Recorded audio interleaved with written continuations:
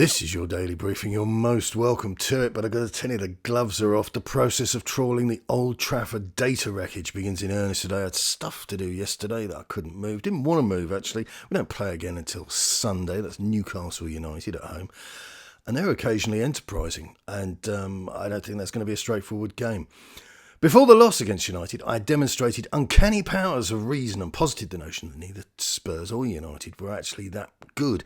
And should a European Super League come to pass, we'd both be found out. The game itself was a brochure to support the cruelty of that slander.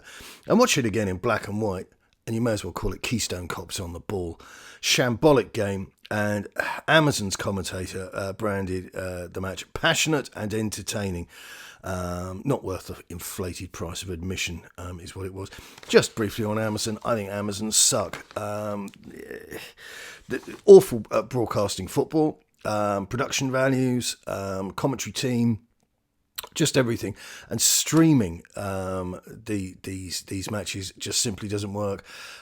Might do if you're watching it on with infrastructure online infrastructure like they've got in Japan or something, but not for your average punter in the UK. But oodles of fans moaning about the quality of the broadcast. And just on Amazon, I've got to say this as well. I buy Netflix, I get Netflix. It's dead simple. I buy Amazon, I get some Amazon. And then it's like with the Jeremy Clarkson Farm thing. Get the first series, second series they want to charge me for it. I'm not paying it. I'm not paying. I pay you. That's the price of admission. That's the deal. That's the purchase. I don't buy a bit of it. Not interested. So I think Amazon, generally speaking, just not good enough in my opinion, and the opinion of many others. And I don't say that language lightly because I hate it when people say, I for one, but I think lots of people are genuinely dissatisfied with the service.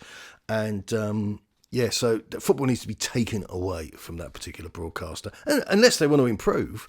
And the way they speak to people on their social media thing or platform, people go, oh, go on, watching, it's not working. Oh, have you tried standing outside your window with one foot pointing?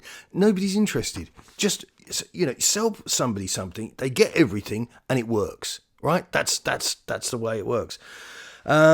Spurs were bland, Spurs were lacking in invention, Spurs were lacking in guile, and just about anything else that you might expect from a football team that it cost a fortune to watch. So a bad product as well on top of everything. And I've got to tell you, I am utterly fatigued with people commentating on Spurs who are either willfully ignorant or just on some sort of wind-up. And my channels, always, I would like a bit of, an up and a downer with people, a bit of back and forth. But now, you're gone. Finito. If you want to be indulged somewhere posting nonsense, then it won't be on any of my channels. Sayonara. It's not about people disagreeing with you. It's people just obstinately posting rubbish that doesn't tie up with reality. And like I say, you get to the point where you think this is just some sort of mindless wind-up. It must be. And the toxic positivity, great phrase, wish I'd coined it, but, it needs calling out and it needs casting out. Nobody's interested in your piety. Mother frequently doesn't know best, and in this particular instance, Mother is a 25-carat imbecile.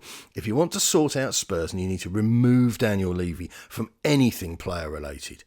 Pontificating over Conte's tactics is another waste of time. Stop it. Don't do it. Don't do it. Because I tell you why you shouldn't do it. Because this is Conte ball, right? And it just shows off to the world that how, deeply unworldly you are about this particular manager. He needs, and it's not complicated, so you don't need to write this down, you just need to pay attention, right? He needs to have decent enough players that he can put into his system. You make it entertaining by having entertaining players who can do things in an entertaining fashion, okay? So shouting for Poch, shouting for this, shouting for...